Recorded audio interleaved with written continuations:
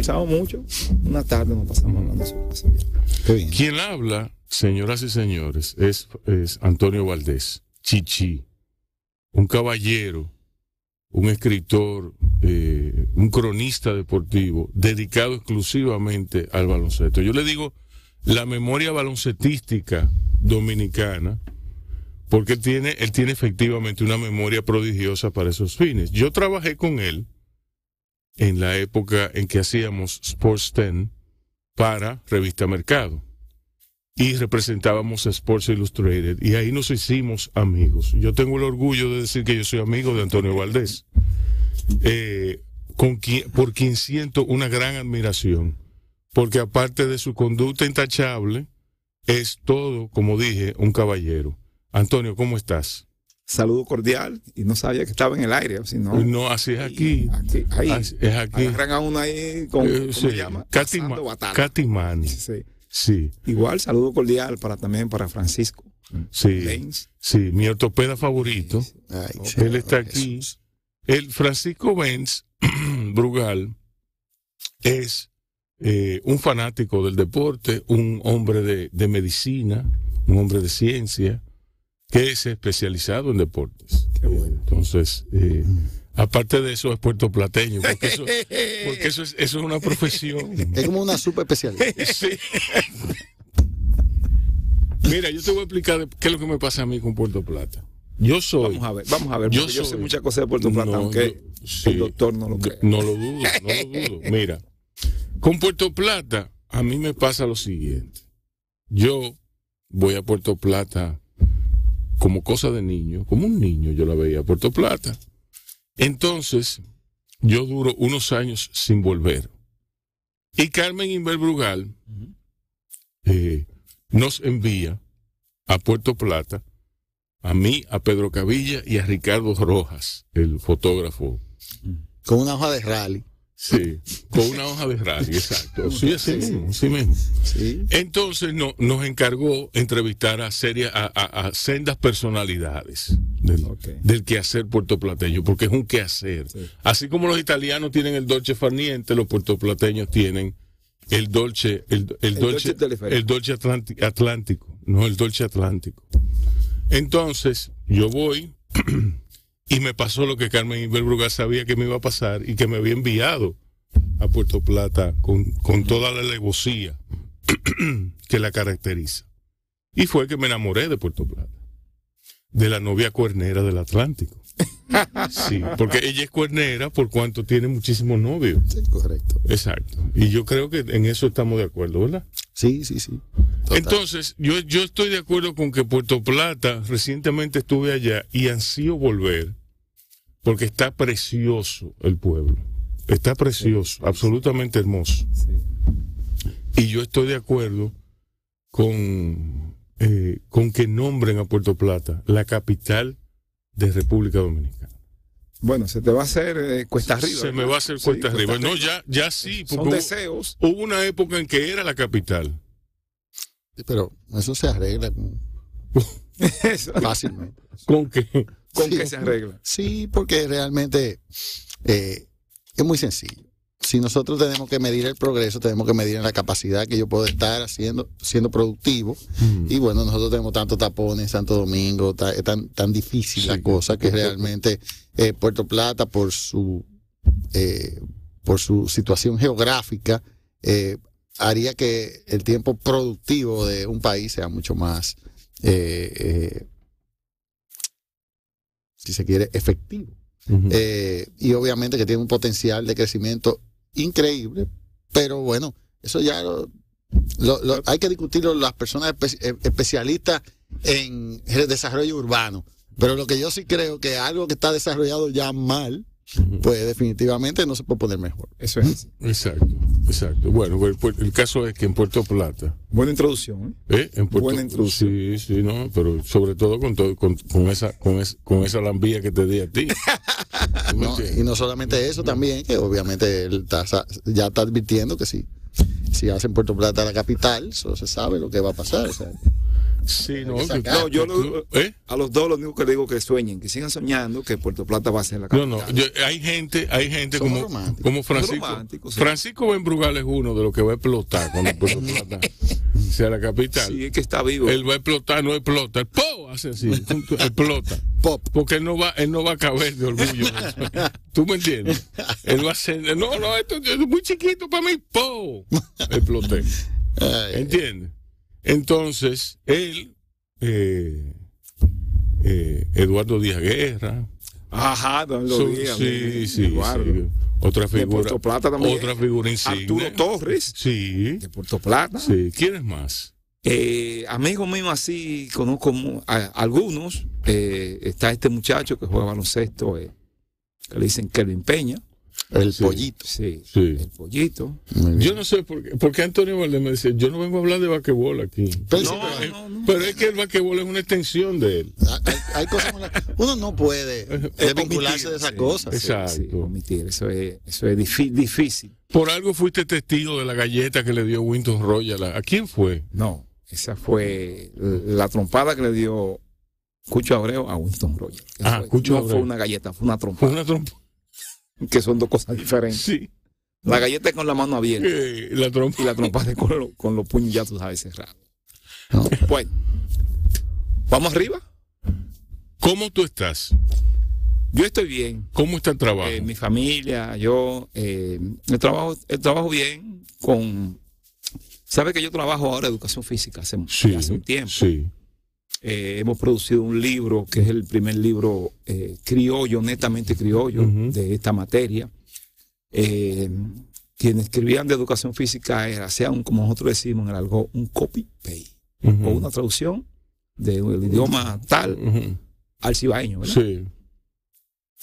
Pero hemos escrito un libro que no es muy grande, pero sí explica cómo esta materia, que dicho sea de paso, es la más querida por todos los niños de las escuelas y liceos y colegios de la República Dominicana. Exacto. Te lo puedo decir por experiencia.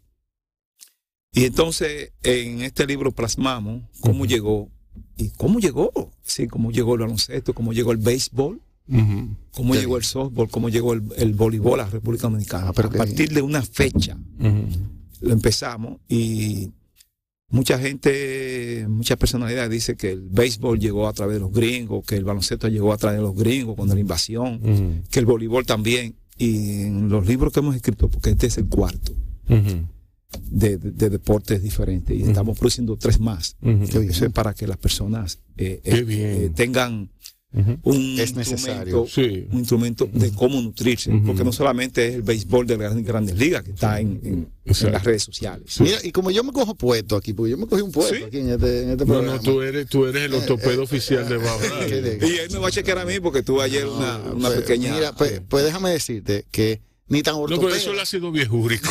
Ni tan ortopeda, pero tú sabes que siempre ha habido una confusión. Y yo digo que no es una confusión histórica entre decir, bueno, mira, tenemos clase de deporte hoy, pero realmente cuando nosotros vemos que realmente la educación física, y la buscamos en su definición, pues definitivamente va mucho más allá que probablemente el alcance de ejercicio o deporte, y que tiene otros fines. Entonces, pues yo básicamente quiero saber, o sea, que compartamos aquí cuál sería el alcance de la educación física, qué hace que la educación física sea la necesidad de la educación en la República Dominicana y no realmente deporte o ejercicio. O que la educación física vaya antes del deporte.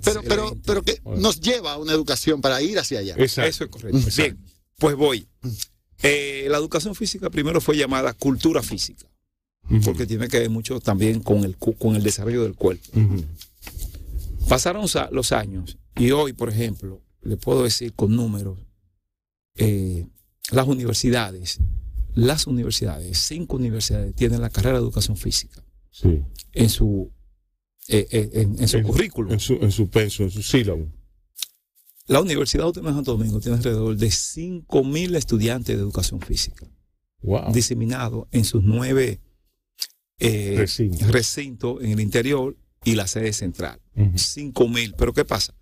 La Universidad Evangélica Nacional, o Nacional Evangélica, Nacional Evangélica, tiene alrededor de 2.000 estudiantes estudiando en las aulas de educación física, sí, la licenciatura.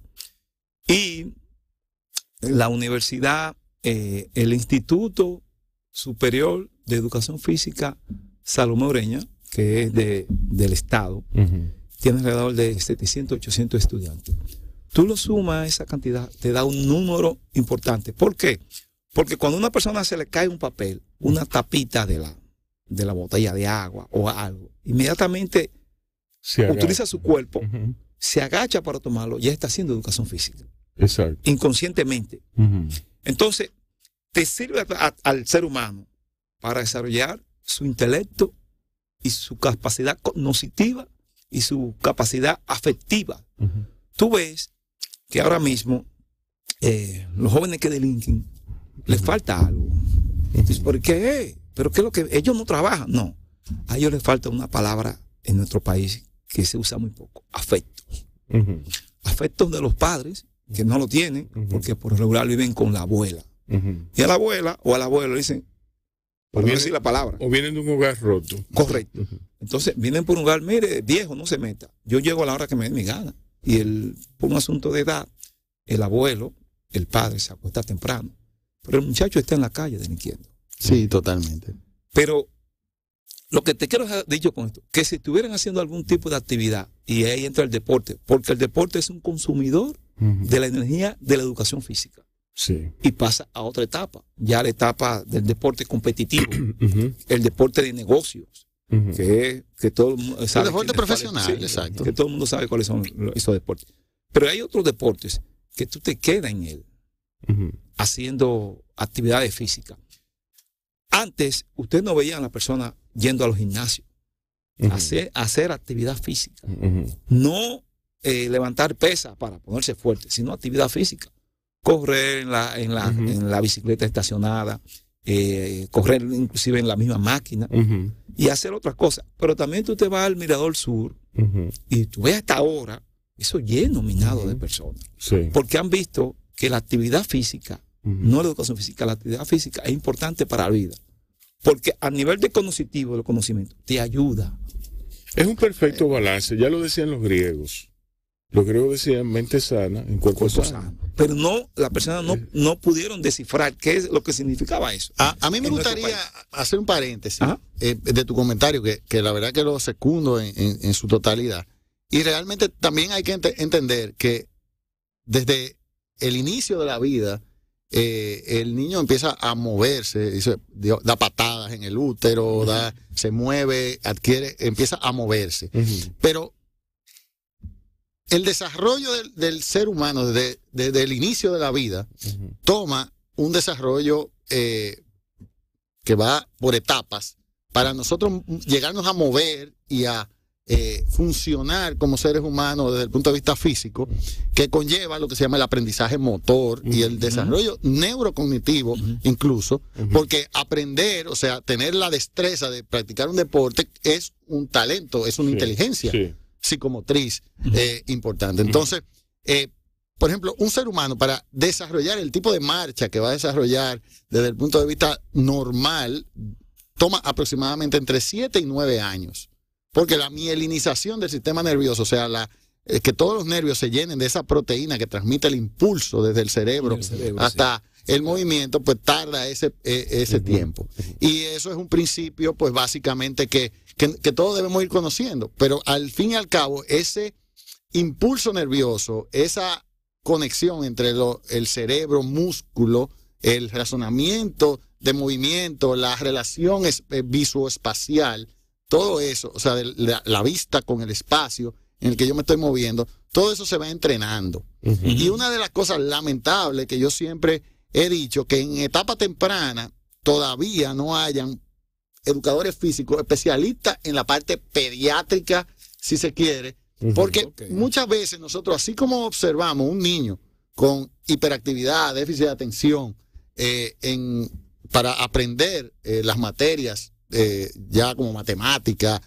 lenguaje, pues nosotros podemos encontrar en esos niños pues déficit también para poder desarrollarse desde el punto de vista de integral en el deporte. Correcto. O también podemos identificar talentos que están por encima de la media. Eso es así. Entonces, por ejemplo, ahí es que yo entiendo que llega el gran problema dominicano, la medición de los resultados de todo esto.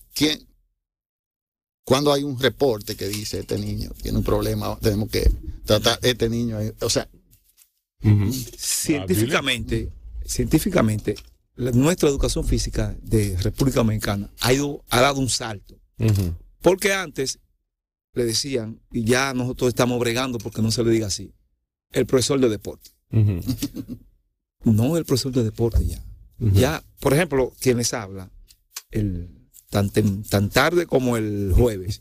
Yo me gradué de una maestría en educación física. Sí. El jueves ahora en la UAS. Qué bien. Y yo hice, y tú acabas de hablar, doctor, sobre la discapacidad. Y el tema que me tocó fue la discapacidad. Qué bueno. Porque aquí tenemos de tener un poquito más de conciencia sobre la importancia de los discapacitados en la sociedad dominicana. Entonces nosotros lo tratamos como una persona que no vale la pena. Por ejemplo, los accesos hacia a las aceras, ¿no? y a las distintas instalaciones deportivas. Tú sabes que Rubén relaja muchísimo. Mi ortopeda favorito, pero mi especialidad es medicina física y rehabilitación. Y obviamente una gran parte de la formación tiene que ver con el manejo del deporte también y la actividad física en personas con discapacidad. Lo cual obviamente es todo un tema. O sea, yo creo que deberíamos ya tener como una semana de programa aquí para empezar a hablar de esas cosas. Sí. Bueno, pero vamos a hacerlo. Bien, lo que le decía. Para mí, y ese es el objetivo al invitarle a ustedes dos, es algo de suma importancia. Porque es que hablamos de la educación como uno de los males principales de los muchos que nos aquejan. En la sociedad dominicana. Sí, de los muchos que nos aquejan. Y la educación no va a estar completa si no tenemos la educación física. Por eso, perdón. No hay educación completa sin educación física. Por eso la que hay una parte alimenticia inclusive en la educación física. Yo le voy a hacer un tema. En el deporte, como hemos hecho un cambio, ese cambio no se va a ver de un día para otro. Es un proceso. Ahora bien, la historia de atrás, y me voy a referir ahora a que no quería referirme, pero lo voy a poner como modelo, como ejemplo. Antes salíamos, y Francisco, el doctor, que está acá, sabe que es así. Antes nos referíamos que teníamos una selección de baloncesto que iba a un premundial. Ahí estaba el Grillo, el Vinicio, el Barito, fulano. Ahí tenemos los mejores jugadores. Aldo Leshon. Sí, cuando llegábamos al lugar de la competencia, ¿usted sabe lo que pasaba? Llegábamos en último puesto. Entonces uno no se explicaba en ese momento. Ahora, científicamente, ya con el paso de los años nos hemos dado cuenta que esos jóvenes no recibieron educación física. Sí. Pero no que no recibieron educación física, que el proceso de ellos en el aspecto del rendimiento de juego tiene que estar concatenada con la educación física. Entonces teníamos que llegar último, porque los cubanos que tienen su sistema, los boricuas, los norteamericanos que tienen su sistema, el sistema no es de clubes, el sistema escolar. Y nosotros no lo tenemos. Yo te quiero llevar a un punto aún mayor. Cuando tú miras que nosotros hemos tenido personas, medallistas olímpicos, que se murieron en la pobreza más miserable. Exacto. Y obviamente tú dirás, pero y entonces mente sana no es cuerpo sano. O sea, entonces el mensaje del deporte, que el deporte te ayuda, que la educación física te ayuda a desarrollarte como un ente social y también en la parte económica y en la parte educativa, pues eso se rompió aquí. ¿Qué fue lo que pasó? ¿Qué le pasó a estos chicos en el pasado que tuvieron carreras efímeras? ¿De qué le sirvió el deporte? Entonces el mensaje es errático totalmente a la sociedad. O sea, entonces practique deporte si usted se quiere morir de hambre y no va a tener que vivir, cuando realmente el mensaje sería: mira cómo este individuo se le permitió estudiar, se le permitió desarrollarse como atleta, y eso lo catapultó a tener una carrera que fue por encima en el liderazgo. Correcto. Fue productiva. Sí. Cuando ustedes se refieren a la medalla, por ejemplo, eso fue un golpe de suerte. Óyelo bien, un golpe de suerte. Porque primero fue un deporte individual. Y tú sabes, y lo sabemos todos, que una trompada cualquiera lo echa al suelo. Tú le das a una persona una trompada acá y va al suelo. Y si no se para, es nocao. Si no, te da un conteo. Dile eso a Pecho Castro, que le puso una querella a uno. Después que le dieron la golpeada. Bien, pero el sistema de educación física del país ha ido cambiando. Y en la medida que pasen los años, se van a ver los frutos. Porque el atleta va a ser escogido en base al rendimiento de la educación física, no al rendimiento del deporte. Por ejemplo, nosotros tenemos que cambiar esa mala práctica que tenemos básicamente los hombres. Cuando el hombre tiene un niño pequeño, le compra una pelota y un bate, tú sabes, ¿verdad? Y un guante. O sea, especialización temprana. Ahora, no.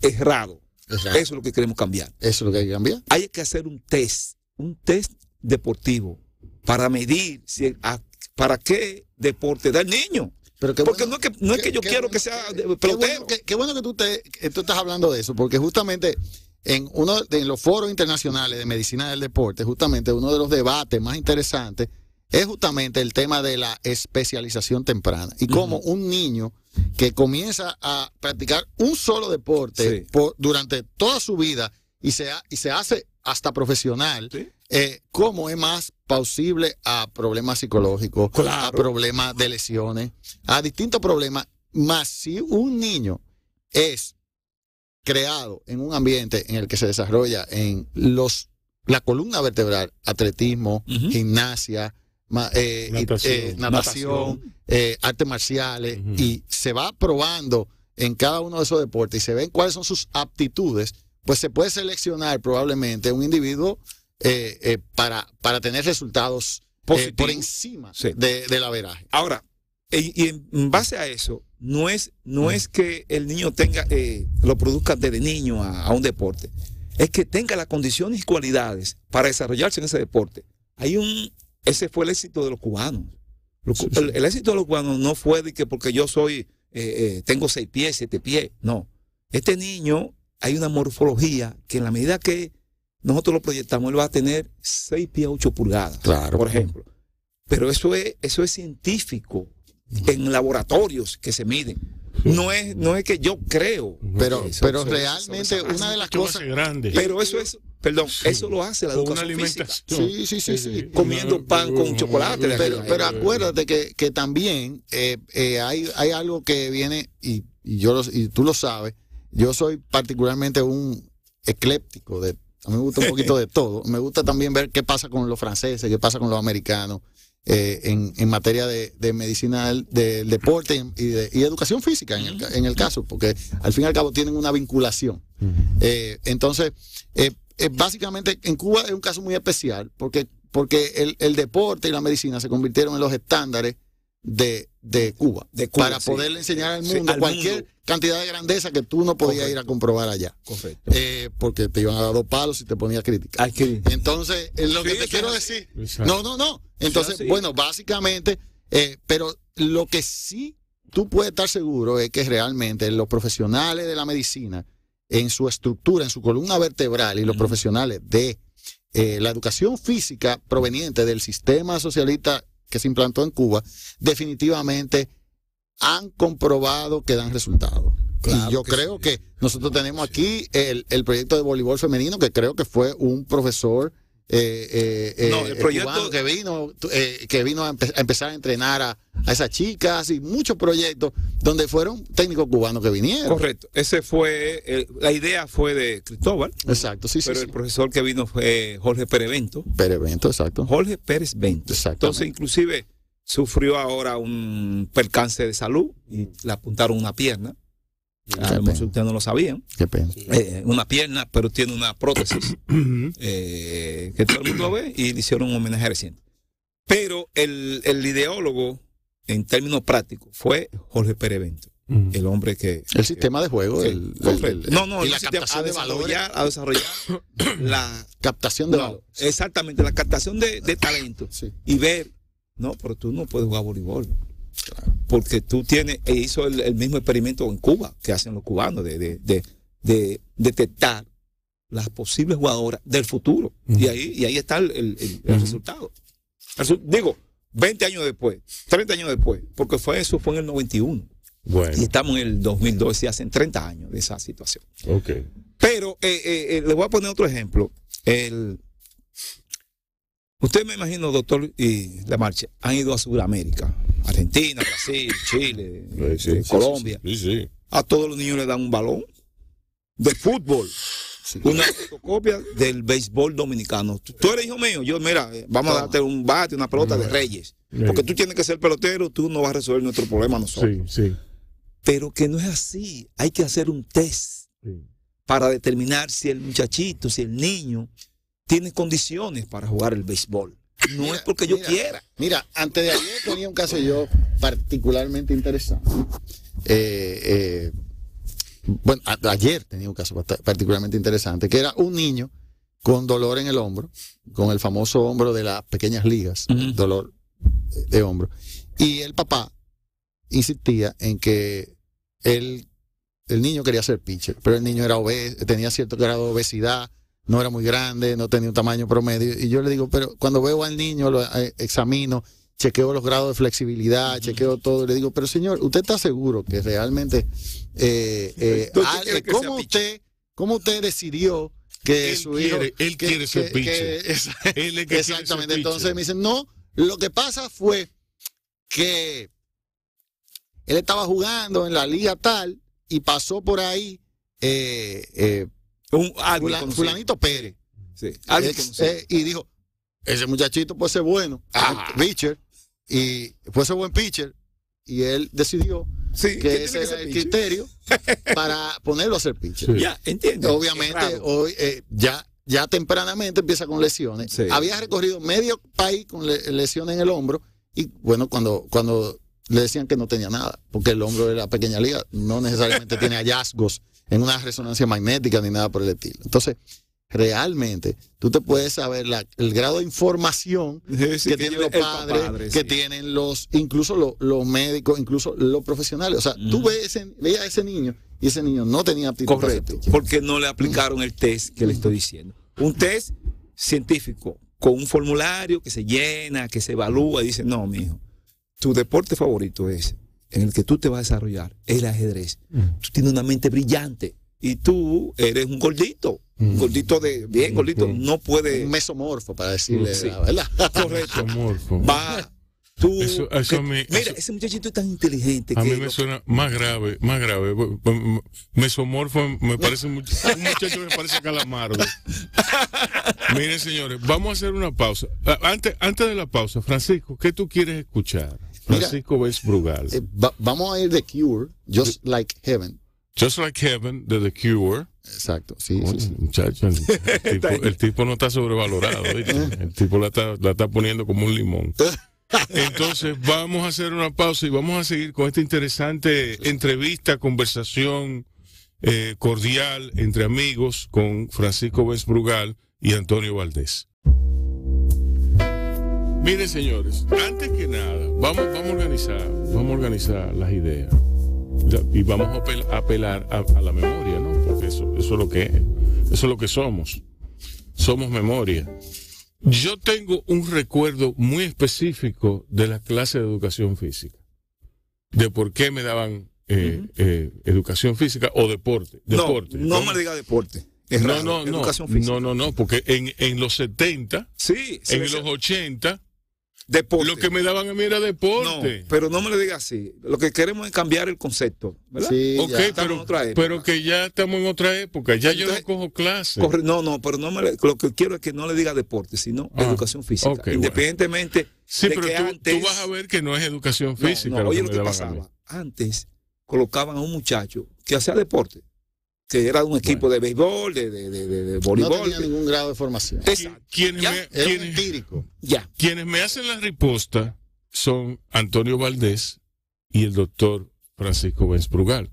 Para los que llegan, para los que sintonizan ahora. Estamos hablando de la importancia de la educación física en la educación integral en el desarrollo integral del ser humano.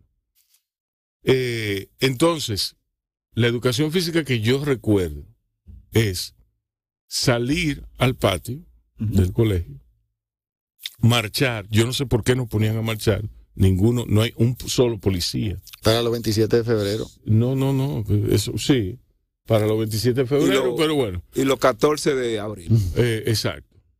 Nos ponían a marchar, nos ponían a un brazo de distancia. Yo entiendo que eso era para imbuir cierta disciplina en nosotros, disciplina que se iba al carajo inmediatamente.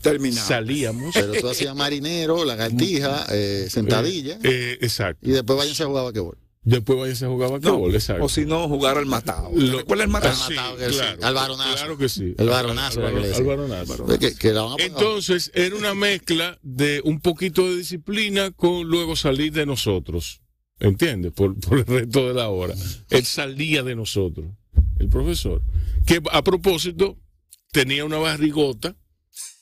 El profesor, yo considero que un profesor de educación física no debe tener barriga. Mira, tú sabes que yo recuerdo, digo, obviamente, estamos hablando de Puerto Plata, o sea, sí. Mi profesor no tenía barriga, era un gran atleta. Rommel Cruz, era un tipo. Y yo recuerdo que el profesor Rommel Cruz, que fue mi profesor, pues me enseñó los primeros movimientos de amague, de cosas, de introducción al baloncesto. Las fintas. Bien jugado, las fintas de baloncesto. Y me enseñó muchas otras cosas. No solamente eso, me enseñó de literatura, me enseñó a hablar de muchísimas cosas, porque era un tipo con una formación integral. De hecho, lo recuerdo con muchísimo cariño. Y luego de eso, en el Club Deportivo Gustavo Bejal. Él no fue un profesor, él fue un maestro. Exactamente, en el Club Deportivo Gustavo Bejal. Explico, él recibió la educación física. Sí. Porque Rommel Cruz venía de graduarse en la Escuela de Educación Física. Sí. No era un improvisado que jugó de un deporte y ven, que te vamos a nombrar aquí para que tú tomes $2. Él venía de recibir docencia. Exacto. E incluso fue a Estados Unidos en 69, creo que fue en 69, a especializarse. Entonces, esos conocimientos que tú adquieres cuando tú sales del país en cualquier profesión, tú tienes que ponerlo en práctica, no es para tu guardar. Y mira, y yo te puedo decir que gracias a esa formación, yo nunca fui un superdotado físico, básicamente tenía cualidades como cualquier ser humano, no creo que ese era el grado de inteligencia que yo tenía, pero se me hizo fácil, se me hizo más fácil el aprendizaje de todo y cada uno de los deportes en lo que yo porque el cerebro gracias a esa instrucción inicial. Hay razones fisiológicas para eso. Claro. O sea, el cerebro se oxigena. Y comía ensalada. Yo comía ensalada también. Comía ensalada y a veces picaba unos pescaditos también. O sea que obviamente también tenía. Wow, pero tú eras un tipo iluminado. No, porque en Puerto Plata tenemos pescado. No, sí, está bien, perfecto. Eso fue después que se dañó con el aceite de los barcos. Pero con el aceite de los barcos. De los barcos, sí. Tú sabías que en Puerto Plata fue que nació el baloncesto, ¿verdad? Además del cine. Puerto Plata. Además del cine dominicano. Por eso tenemos 2 NBA y la por ahí fue que nada más tiene uno. El que trajo el baloncesto. Lo que pasa es que a mí me causa cierto resquemor cuando él arranca a hablar de Puerto Plata. No, pero él tiene que esperar que nosotros le demos, ¿verdad? Le demos la coba necesaria, y tú decís humildemente que el baloncesto no digan eso por Puerto Plata, porque quien lo trae al país es puertoplateño, o era puertoplateño, y se radicó en Santiago.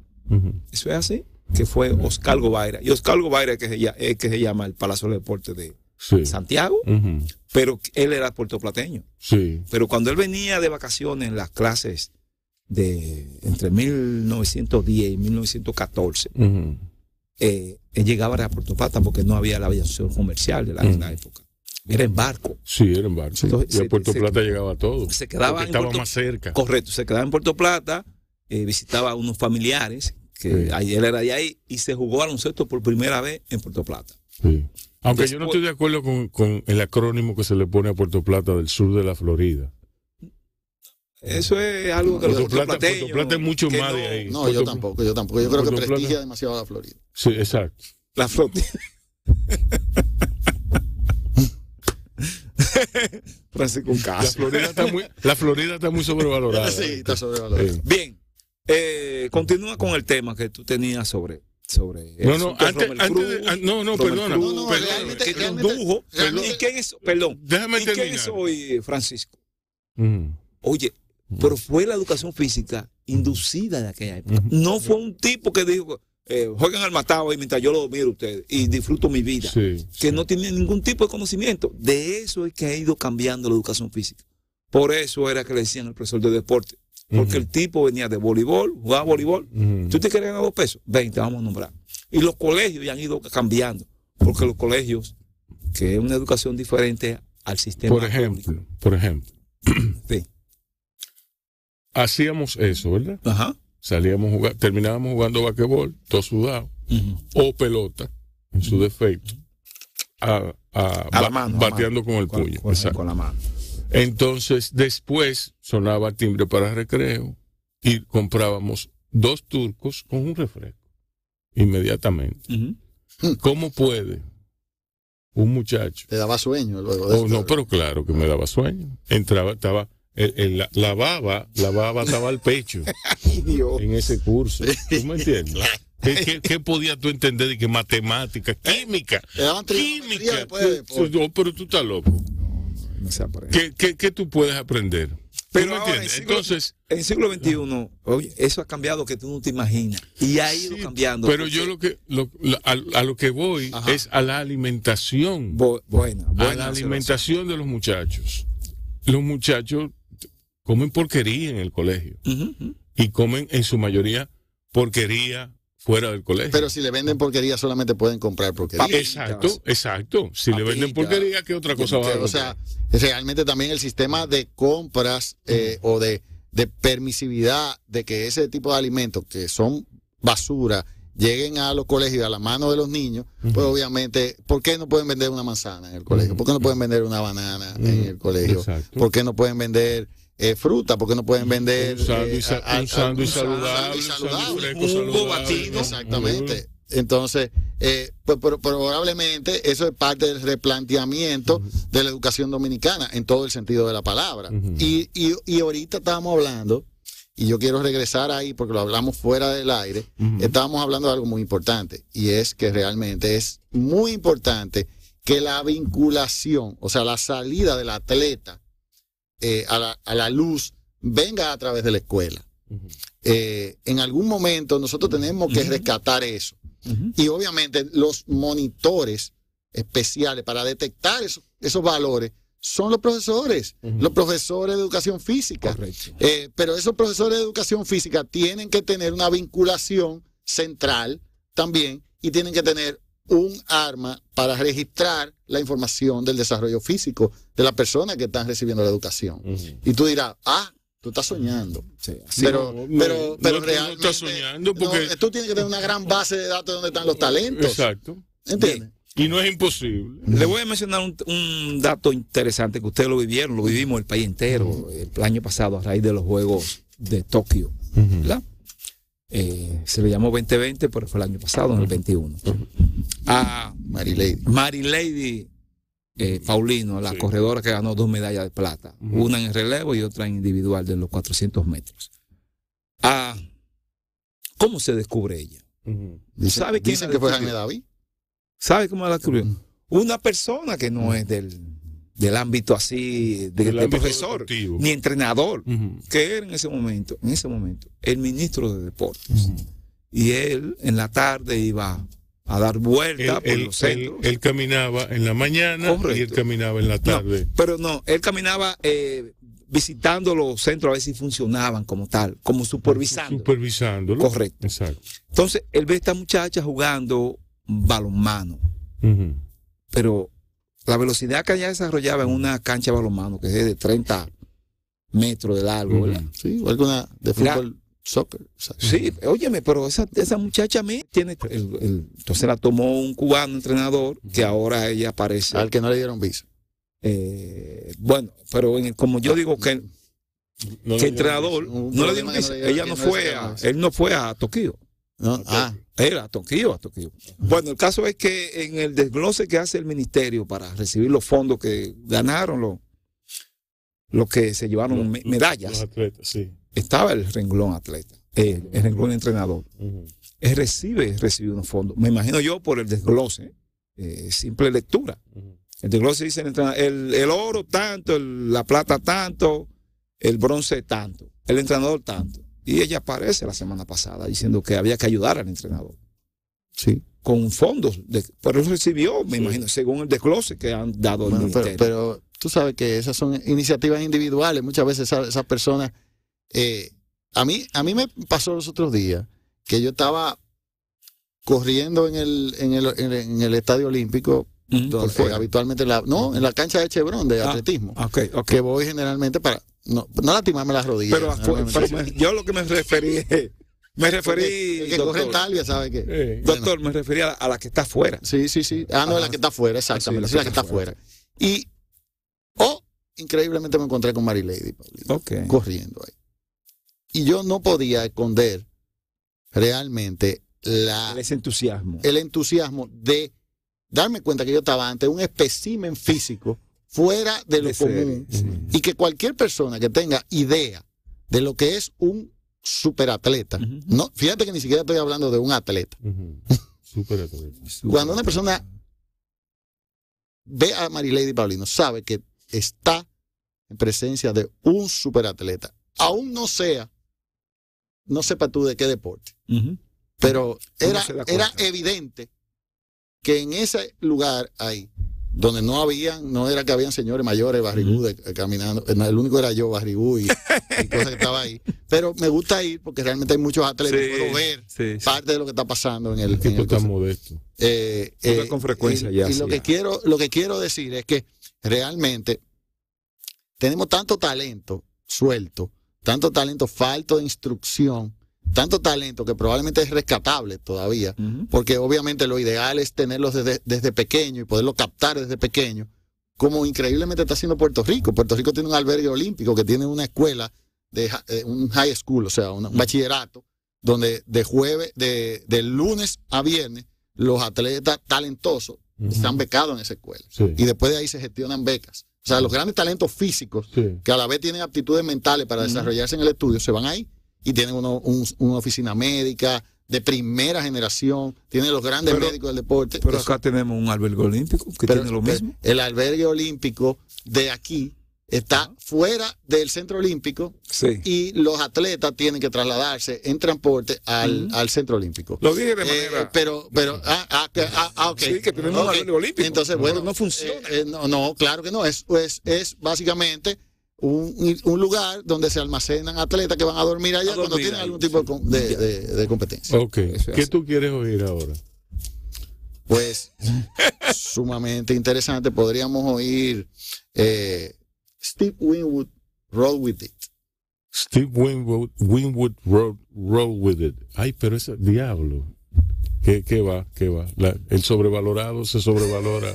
A mí me encanta. Sí.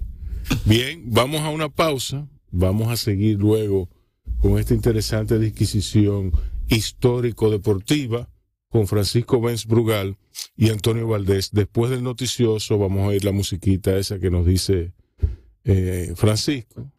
Sí, fantástico. Bueno. Y nada, seguimos aquí al pie del cañón en Bao Radio. Ya no habrá puesto nada ahí, pero... Una japonesa. Que se quilló con el equipo americano, vino para acá y dijo, vamos a practicar esgrima allá en el Caribe, y ella, entrenando aquí, puede probablemente enseñarle a media federación lo que es esgrima, pero... Bueno, quien les habla, señores, es Francisco Benz Brugal. Él está hablando sobre esgrima ahora, pero él fue quien seleccionó la canción que acabamos de oír, la muy sobrevalorada canción de Steve Winwood. Él lo hizo bien, en los dos primeros intentos le fue bien, puso The Cure, tú me entiendes, le fue bien. Pero entonces ya es que no. Lo que pasa es que a él le entra una cosa, o sea, realmente, fíjate que yo siempre digo, lo que pasa es que la música, los músicos ingleses como Steve Winwood, por ejemplo, es un músico inglés muy talentoso, desconocido realmente, no es mainstream. este es un hombre popular. No, ¿Le gusta el populacho? No, que le gustan los tigres líderes y vaina. El Steve Winwood es un tipo que chiquito te hace mejor, él es como un Pippen.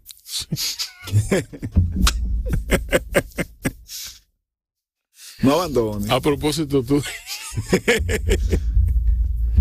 viste el documental de Michael Jordan. Claro que sí. El 30-30. Sí.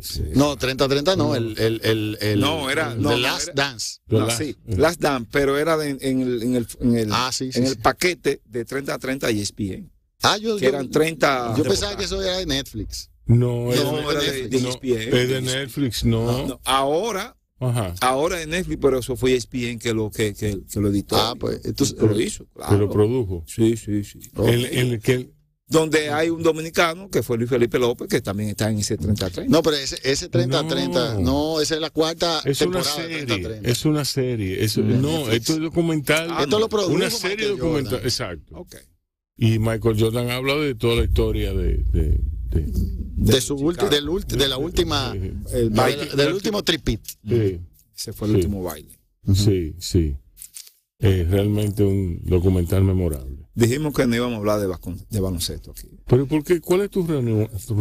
Porque yo prefiero hablar de educación física. Okay. Mira, porque estamos en un cambio y se va a experimentar ese cambio no el año que viene, ni el 24. Ahora, a partir de 2025, vamos a ver el cambio en la población en términos deportivos con la educación física. Nosotros tenemos que ver algo muy importante y es que realmente hablamos en la primera etapa del programa sobre, obviamente, el desarrollo de las aptitudes deportivas y también la mejora de las aptitudes deportivas. Porque realmente el contexto de la educación física pues conlleva un proceso de mejora también que puede ser planificado. Claro que sí. Y no es como una comida rápida de, bueno, el combo 2, hoy le toca el combo 2 al curso completo. Realmente, así como en un aula tú identificas necesidades especiales de algunos estudiantes a desarrollar, en la educación física también tú puedes saber cuáles individuos tienen cierto problema y pueden tener un programa paralelo que se desarrolle en una clase, porque no todos tienen la misma aptitud y no todos están al mismo nivel cuando comienza una clase. Y yo creo que la capacidad de ser selectivos en algún momento nos puede dar frutos. Y yo creo que el producto de que muchas personas como ustedes estén especializando, estén estudiando, estén profundizando en el estudio, va a desarrollar la capacidad crítica de esas personas para poder ser realmente los monitores para captar los valores deportivos que nos van a dar muchísima alegría por muchos años, porque yo entiendo que particularmente es a través de la educación física en las escuelas donde nosotros tenemos que encontrar a nuestros próximos campeones. No puede ser a través de darle 6,000 pesos para que lo firme el Ejército Nacional. Eso es así. O sea, no puede ser. Precisamente, doctor y Lamarche, hablando de recursos, el año pasado ya los juegos que duraron cerca de 50 años, juegos deportivos militares, fueron abolidos. Las instituciones castrenses, que todo el mundo sabe que son la Fuerza Aérea, el Ejército, la Policía y la Marina, ahora se llama Armada, captaban ese talento de atletas hacia sus instituciones, pero esos jóvenes solamente hacían el deporte, no tenían ese servicio obligatorio, ¿verdad?, de ir a la calle, etcétera, sino por hacer deporte, y eso también es una buena ayuda. Ahora bien, eso tiene que cambiar, porque ya no va a existir ese deporte militar. Y todos estos atletas que hay aquí, ¿qué va a pasar? ¿Con cuáles atletas? Con todo. ¿Lo de los militares? Sí. Ok, te explico rápidamente. Y no me lo dijo nadie. Como estamos en el proceso de ir captando, esos atletas, en la medida que pasa el tiempo, se van poniendo viejos. Ya no ellos no van a captar atletas, porque los atletas que ellos captaban ya estaban hechos. Sencillamente era para que recibieran un dinero y eso les sirviera para su preparación. Ahora son los profesores de educación física, ni los monitores. Los profesores de educación física son los que captan y los monitores son los que lo desarrollan. Y ahí es que, pero entonces el profesor de educación física va a tener competencia entre ellos mismos. ¿Por qué? Oye, son 12,000 que hay en las aulas. Sí. Y claro, faltan más profesores. Pero en la medida que tú seas un profesor de poca capacidad, para no decir malo, sí, te va a quedar atrás. Sí. Entonces, lo que se desarrollen como profesores de educación son los que van a llevar el deporte dominicano. Ese es el sistema que tienen los Estados Unidos. Fíjate, que es escolar. Cuando tú ves la inducción de un jugador al Salón de la Fama del baloncesto, por ponerte un ejemplo, tú te fijas que todas las historias comienzan con su coach de escolar. Escolar. Sí. Que fue que lo captó, fue que lo incentivó, fue el profesor. Porque el deporte tiene que estar vinculado a las escuelas. Tiene que estar vinculado porque realmente no puede haber otro patrón.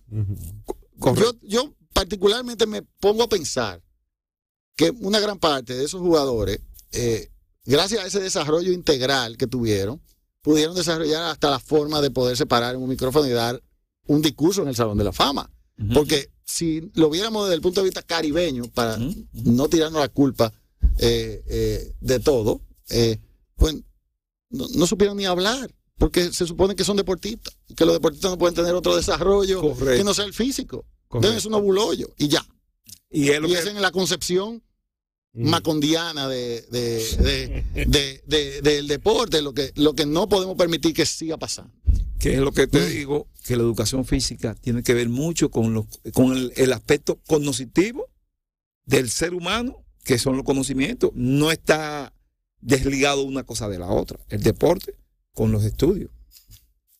El doctor mencionó ahora mismo Pabellón de la Fama, de Salón de la Fama. Sí, del baloncesto. Pero tú sabes quiénes descubrían los atletas en nuestro país. Los profesores de educación física. Te menciono un mundo de atletas que fueron descubiertos por profesores de educación física. ¿O Faisal Abel? No. Te voy a mencionar Juan Núñez, corredor, primer dominicano en ganar, participar en un mundial de atletismo. ¿Lo descubrió quién? El profesor que está todavía entre nosotros, Rafael Papo Germe. Y él lo descubre, lo lleva con unos métodos de aquella época. Pues yo me recuerdo que... ¿Y por qué lo entrenan así de esa manera? Con una goma de esa de camión, él con una soga arrastrada a su cuerpo, para que él... Ya tú te puedes imaginar esos métodos. Claro, son métodos arcaicos, que ya no se usan, porque no había otra forma de entrenamiento de aquella, te hablando de los 70, después de los famosos 12 juegos. Y el muchacho ya en el 83 ganó una medalla en los Juegos Panamericanos de Plata de Venezuela. Pero te voy a mencionar otro también, la misma Marisela Peralta, que a mí siempre me gusta mencionar una dama y un hombre, porque la dama también tiene sus méritos. Exacto. Pero los profesores de educación física fueron sobrevalorados. Yo que trabajo ahora mismo, colaboro con el Pabellón de la Fama de aquí. Ellos me consultan, no de béisbol, porque el béisbol está, como digo yo, ya está en las redes. Ahora, los deportes que no son tradicionales en el país, buscar esos datos es bien, bien difícil, y yo lo consigo. Y se lo doy, mire, este atleta, pero reconozcan al profesor de educación física, que fue el que lo descubrió y lo desarrolló. Pero también hay que pensar un poquito más allá. Si es el atleta lo suficientemente desarrollado para entender que ese individuo que lo trató desde joven tuvo una participación protagónica en su desarrollo. Y si realmente yo estoy dando 40 jonrones ahora aquí en Grandes Ligas, o yo estoy corriendo en la liga, en la Golden League ahora mismo, y realmente eso pasó porque yo tuve una persona que trabajó conmigo, pero nosotros vivimos en una sociedad donde realmente esos esfuerzos no son importantes, donde no se valora eso. Obviamente creo que podemos cambiar y estamos cambiando. Sí. Y esa es la idea. Pero realmente ser agradecido desde ese punto de vista quizás no es ni siquiera un elemento cultural. O sea que también nosotros aprendemos a ser agradecidos cuando vemos que nuestra sociedad nos enseña a ser así también. Obviamente también hay un ambiente interno de la casa y todo eso, pero lo que te quiero decir es que... Tú ahí estás hablando de romper la cultura dominicana. pero... Agradecido. Pero bueno, reconocer que un profesor de educación física fue el responsable, el que abrió la puerta inicial a tu desarrollo, eso es parte. Eso es un muchacho que tiene un lazo emocional cultivado, cimentado, alimentado a través de los años de trato.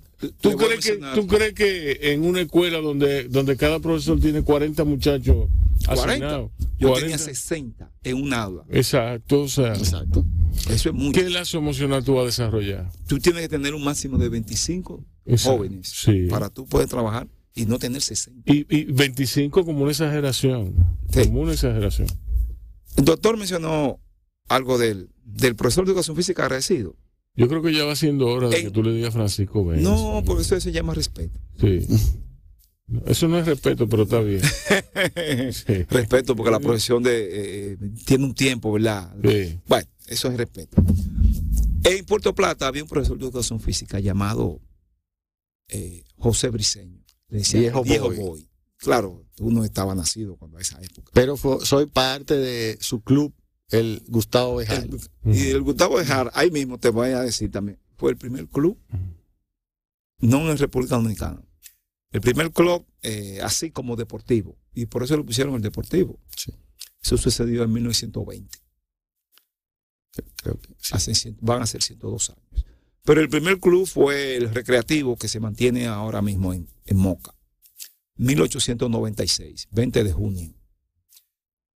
Pero son clubes que ayudaron a la juventud de esa época a hacer deporte. Y el primer tabloncillo fue el del...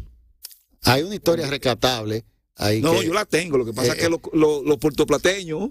pero no. Los puertoplateños son malagradecidos. Mira, hay una historia por ahí que yo todavía no recuerdo, pero lo recuerdo de mi infancia, que la selección puertoplateña de baloncesto agarró a la selección de aquí, la puso a pasar trabajo, fue por 3 o 4 puntos el juego, una cosa así. Sí. Y esa era una historia de orgullo que lo contaban en Puerto Plata. Cuando vinieron aquí, nosotros lo pusimos a pasar trabajo. Eso fue en los Juegos Nacionales, pero no fue la selección mayor, sino la del distrito. Juegos Nacionales del 68. Juegos Nacionales de 1968. Pero no fue la selección dominicana, fue la selección, claro, que era el mejor baloncesto. El distrito. De la época, ahí estaban los mejores jugadores. Sí. Eso es así. Eso es así.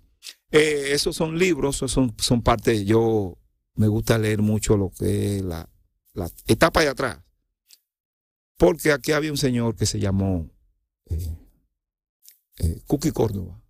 Sí. Don Cookie. Don Cookie. Entonces muchos años antes de morir, murió en el 2020, le dije,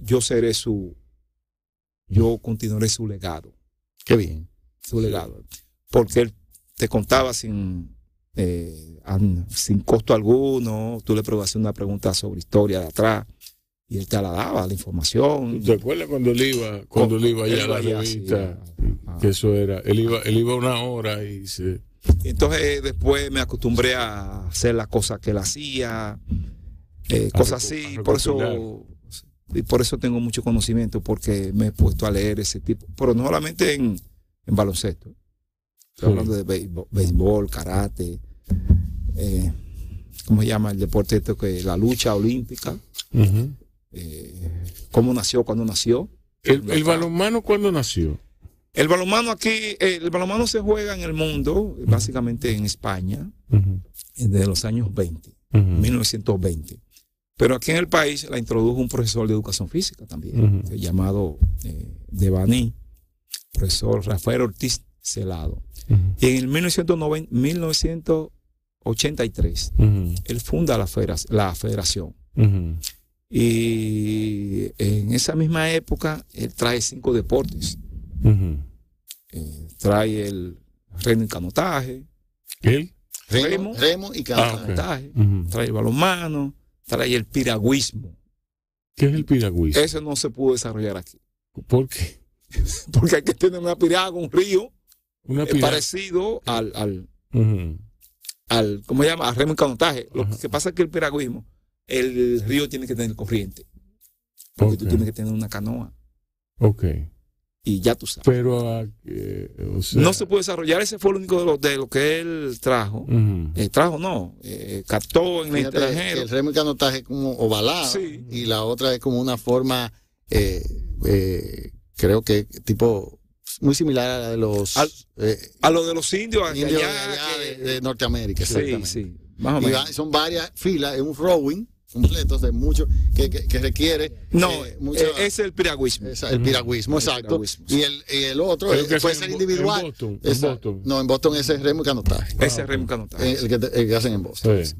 Pues bien, entonces se funda la federación y al día de hoy me reuní precisamente con un especialista en balonmano cubano que imparte docencia de balonmano en el Instituto de Formación de Profesor de Educación Física, y estamos elaborando entre ambos un documento que contenga cómo llegó ese deporte aquí al país. En estos momentos estamos en eso. Porque no hay documentos, tal como tú dices, ¿cómo llegó el balonmano? Y no tú. Muchas preguntas muchas personas se preguntarán. Yo recuerdo como ahora, en nuestro entrenador de baloncesto en el Colegio San Pío, estaba hablando de balonmano. Y era en ese momento? Osvaldo Cabrera, sí. Me topé con él el viernes. Sí. Osvaldo Cabrera. Sí. Y él estaba hablando del balonmano, que era un deporte nuevo, que tal, él lo practicó. que sí, exacto. Y él nos estaba más o menos explicando cuál era el rudimento del balonmano. Pero a mí se me ocurrió en aquella época que ese deporte podía calar aquí, porque es un deporte altamente competitivo. Hay calado, que aquí hay calado. Que es barato de montar. ¿Tú me entiendes? Sí. Es un deporte de 2 mallas. Lo único donde se juega baloncesto y donde se juega voleibol. Exacto. Lo único que la portería es lo más costoso porque son una portería, ¿verdad? de hierro, entonces tú sabes que el hierro, la persona que tiene pocos recursos, se le hace cuesta arriba. No, pero el balonmano, nuestro país es campeón centroamericano del Caribe. ¿Cómo? De balonmano. Lo que pasa es que la prensa no ha ayudado a darle esa publicidad. ¿Y entonces? En las 2 ramas. Y es tercero panamericano. Óyelo bien ahora mismo. En femenino. Tercero. ¿Tú sabes lo que es tercero panamericano? Del continente, viejo.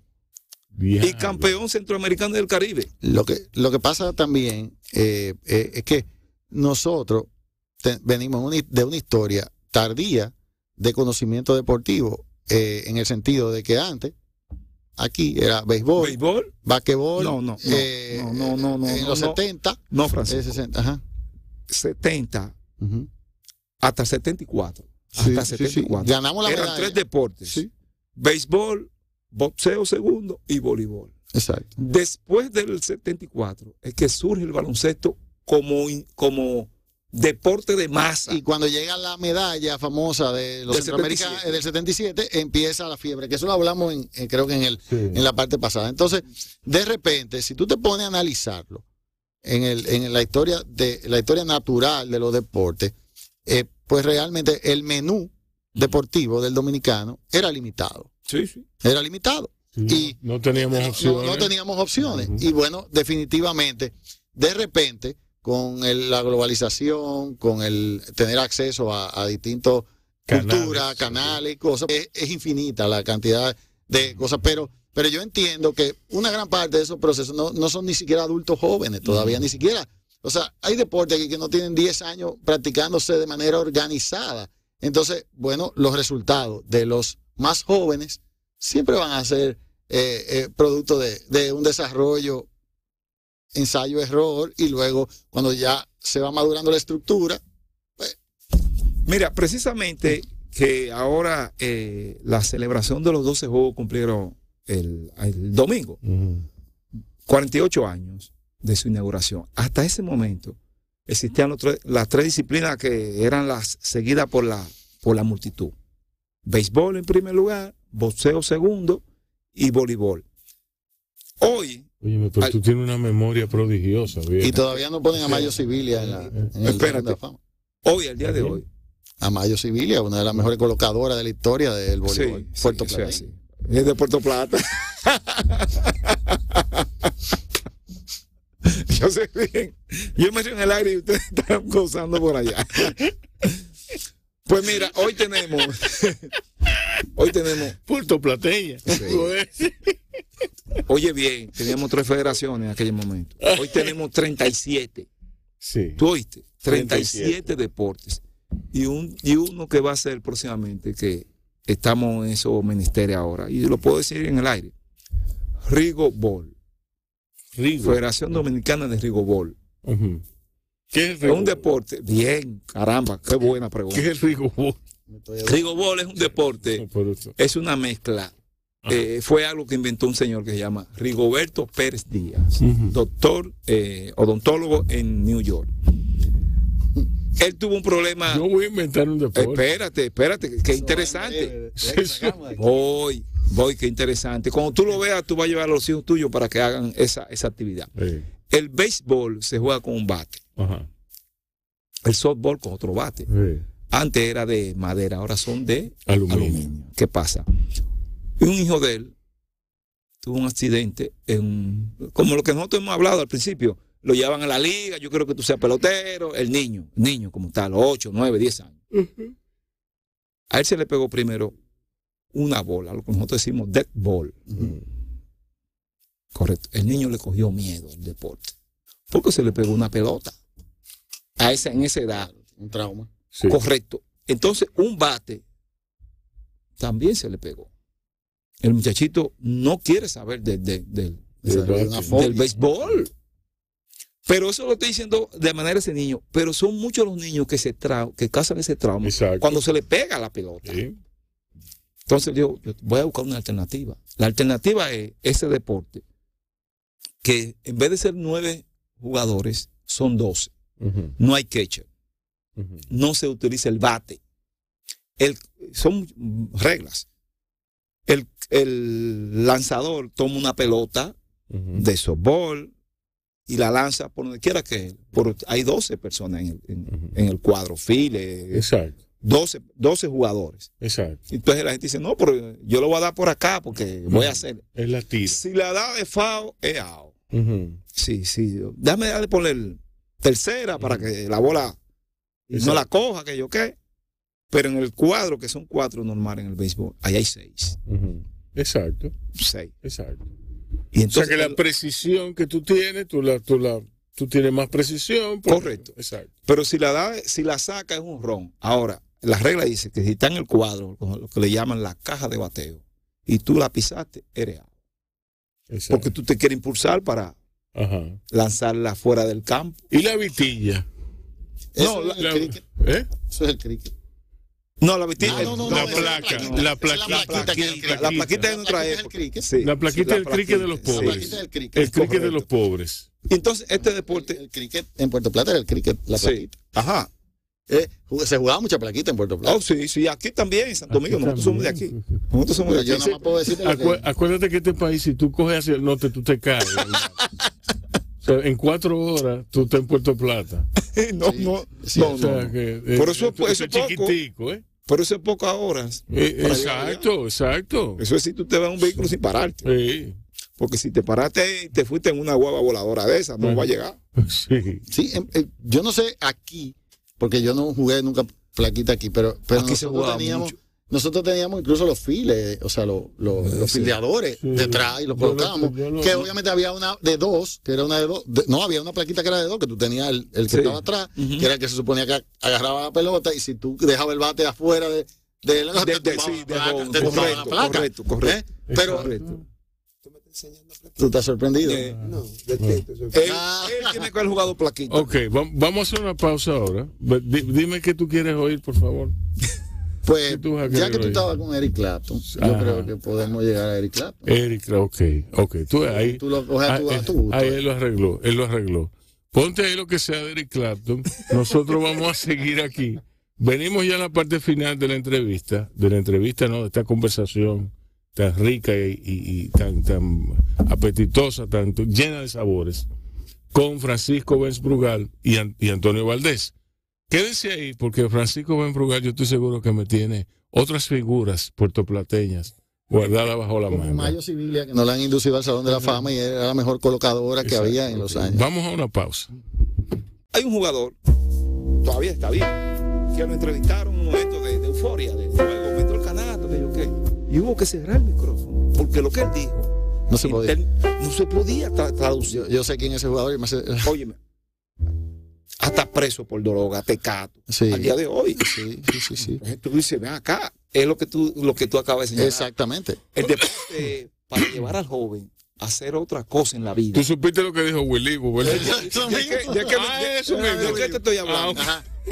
Entonces, realmente, lo que hablamos el profesor Antonio y yo, fuera de la cámara. Si luego que tú metiste esos 40 puntos en los Juegos Centroamericanos, de luego que tú hiciste ese récord de 200 metros plano,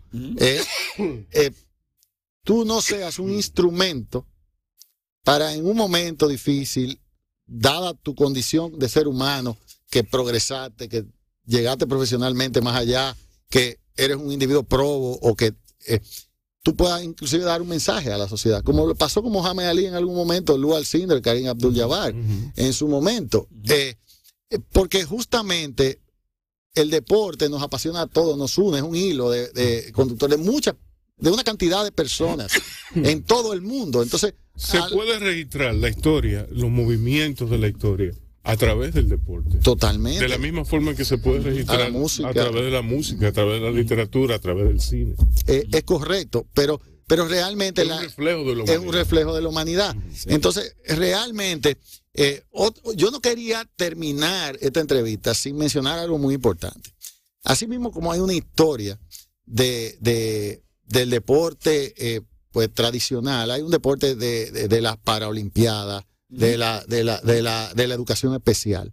Y realmente una gran parte de esa historia se registra en Inglaterra a través de Sir Ludwig Goodman, que fue un individuo que desarrolló el desarrollo integral de los atletas con paraplegia, que son las personas que no podían caminar, que estaban en silla de ruedas.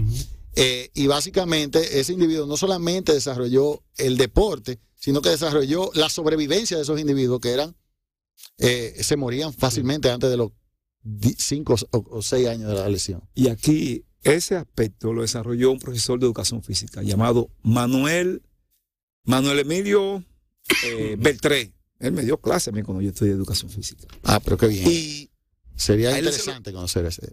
Sí, yo creo que aquí hay un capítulo. Okay. Hay un capítulo ahí que hablo sobre eso. Vino una norteamericana a dar un curso de especialización. No había muchos profesores para llevarlo. Invitaron 2 o 3. Ahí yo lo plasmo. Y ese profesor entonces lo enviaron a Estados Unidos a especializarse en el área de discapacidad. Deporte especial. Sí, de discapacidad. Y él desarrolla y llevan los primeros dominicanos a eventos internacionales, ya especializados. Y entonces ahí surge lo que se llama el Club Dominicano de Silla de Ruedas. Sí. Club Dominicano de Silla de Ruedas. Y entonces se desarrollan los deportes básicamente de baloncesto, que los muchachos jugaban baloncesto. Claro, pero que ya las disciplinas han crecido. No, lo que te estoy diciendo es que la primera disciplina que se desarrolló como tal fue el baloncesto. Y entonces han ido surgiendo, que incluso Hugo Cabrera dirigió el equipo de baloncesto dominicano que ganó una medalla en una actividad de tipo iberoamericano que fue en España. Y un jugador de Santiago que se llama Fercín Pichardo tiene una discapacidad. Pero si tú lo ves normal, jugando, tú dices, por este tipo es normal. No, porque lo que sucede es que la clasificación de la persona con discapacidad tiene clasificación. No necesariamente tiene que ser que esté secuestrado en una silla de ruedas. Correcto. Sino que básicamente hay unos parámetros que lo miden. Y se le da una categorización al grado de funcionalidad que tiene ese individuo. Y hay un número clave de puntos basado en esa clasificación que cada equipo debe tener. Entonces, básicamente, todos deben estar en una silla de ruedas.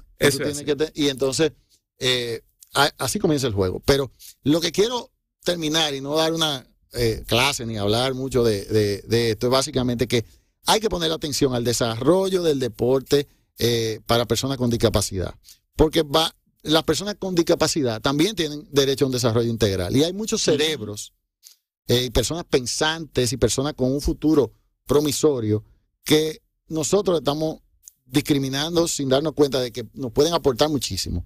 Y el deporte le da una sobrevida mayor a estas personas, le da una autoestima más aumentada, más y obviamente también coopera a mejorar su función. Y si coopera a mejorar su función, coopera con el entorno, porque estas personas ayudan a otros. El costo operativo en la salud es altísimo, porque tiene muchísimas complicaciones. Entonces, obviamente, estamos mejorando la salud preventiva también. Exacto. Correcto. No hay muchos profesores de educación física especializados, pero existen en el área de discapacidad. Había una joven que no sé si ustedes llegaron a escuchar el nombre, Virginia Vicioso. Bueno, Virginia Vicioso murió en el año 2010, pero era la persona, después del profesor Beltré, que tomó para sí la discapacidad y tomó esa división entre las personas que tenían, porque conversaba mucho con ella y estaba escribiendo algo, murió, me imagino que eso los familiares lo votaron, no tuvo hijos. ¿Tú entiendes? Eso es un problema. Pero ella fue esa persona con esa visión de dividir aquí, por lo menos aquí en el país, de clasificar por su, ella me decía, por su condición de más funcionalidad. No. Me decía una palabra que... Lo que pasa es que ahora el diccionario de terminologías correctas en discapacidad es un poquito complejo. Sí, y obviamente nosotros podríamos pecar hoy aquí, aún conocimiento de que realmente, pero en Estados, yo te entiendo, porque es el nivel, ellos le decían en Estados Unidos, el nivel de handicap, que es un término incorrecto también, pero... No. La palabra de dificultad. Exactamente. Dificultad. Que tuviera de más grado de dificultad. Por ejemplo, un individuo que tenga control de su tronco y que pueda moverse hacia adelante y hacia atrás en la silla sin tener que estar recostado, era un individuo de mayor posibilidad de tener anotación y tener mejor desarrollo en el juego. Y obviamente eso tenía un valor mucho más alto. Y los jugadores que obviamente tenían una paraplegia propia y que no tenían control de su tronco y que tenían que tener algún cinturón de seguridad o algo, esos tenían menos posibilidades de obviamente alcanzar más distancia cuando lanzaban una pelota, de tener, entonces eso se le asignaba un valor distinto, y al final hay una regla que dice que cada equipo debe tener esta cantidad de puntos en la cancha en ese momento, no importa cómo tú distribuyes esos puntos, para que haya cierto grado de equidad. También existe ahí mismo que lo involucran en la competencia, porque existe una competencia sobre discapacidad, la Escuela Nacional de Ciegos. Totalmente. Participan, que tú lo ves, son atletas. Con la persona.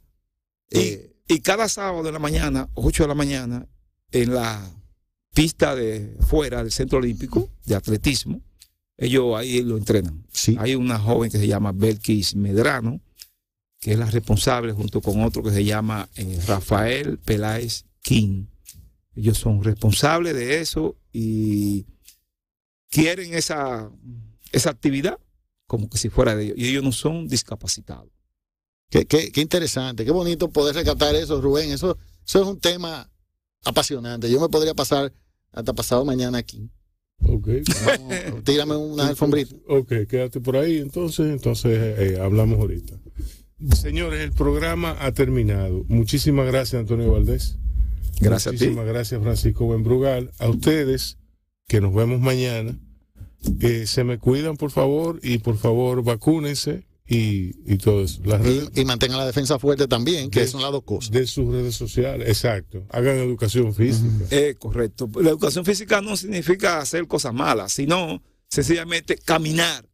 Lo primero que el ser humano tiene que tener en su semanal, por lo menos, 45 minutos de caminar. De caminar está normal. Usted sale con sus pantalones cortos, si no le gustan los cortos, se pone un mono, ¿verdad?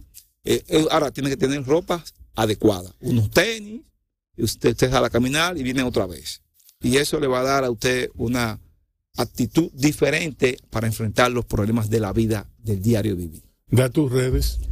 Yo estoy como Antonio Valdés en Facebook. Me pueden buscar también en Twitter como Antonio Valdés. En Instagram igual. Y en Telegram igualito también. Okay. Yo estoy como en Twitter, estoy como @Dr. Benz Brugal, B-E-N-T-Z, Brugal. Así como el Mercedes-Benz, que es de Puerto Plata. Así también en Instagram estoy como Benz Brugal MD, @Benz Brugal MD. Señores, ya ustedes saben, cuídense y cuiden a otros.